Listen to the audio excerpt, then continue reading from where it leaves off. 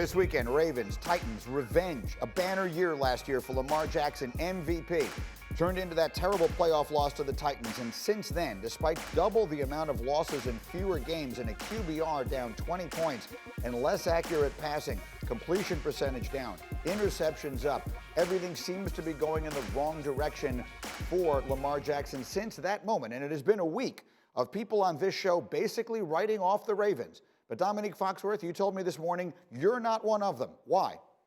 I mean, I think it's a long shot that they'll win the Super Bowl this year, but I think that their system is good. There's nothing wrong with the system, and there's nothing wrong with the quarterback. Like, their system has answers to all the things that defenses present. But last year, they were healthy, remarkably healthy, and things went their direction. This year, the opposite is happening. Like, you look at this offensive line, this is their offensive line and tight end situation. This offense is predicated on good offensive line play and 2 and 3 tight end sets, creating run-pass conflicts for the linebackers.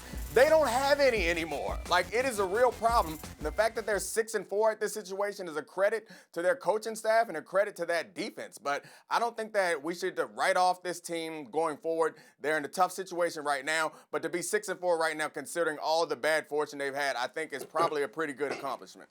In fact, 6-3 actually is the record, but your point remains, and it's a good one. So, Damien Woody, let me come to you. That's one of the few people I've heard take that side of this conversation this week. D. Wood, what do you think?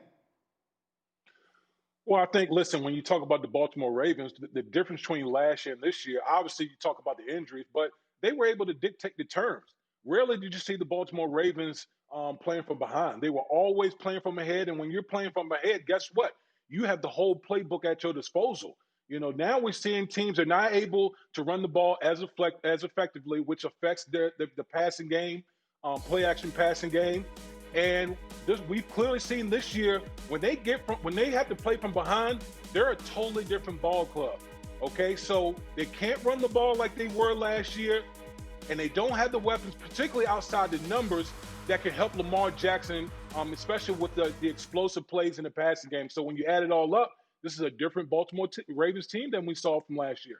Lewis, that really is the question here. Do you believe that for them to take the step forward next season, they need to get a dynamic weapon outside the numbers for Lamar Jackson to continue his development as a passer and to be a little more multidimensional?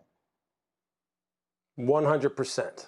100%, that's the number one thing they're going to have to do on top of getting healthy again, because as Dominique and Woody have pointed out, look, they aren't as strong up front running the football. They don't have the same kind of mentality coming off the line of scrimmage and setting the tone in the running game.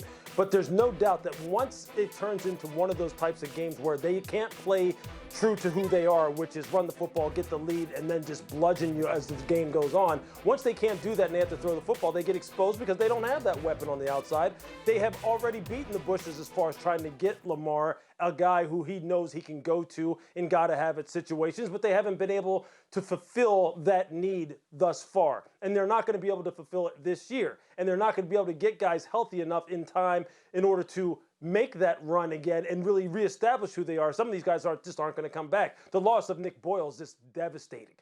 Devastating. The best blocking tight end in the NFL. The guy who led them to everything that they accomplished as far as the running game is concerned as a lead blocker. That's devastating for them. They're going to have to go to work in the offseason in 2021. Eric DeCosta has his work cut out for him, and they're going to have to see what they can do for the rest of this season. Thank you for watching ESPN on YouTube. For live streaming sports and premium content, subscribe to ESPN+.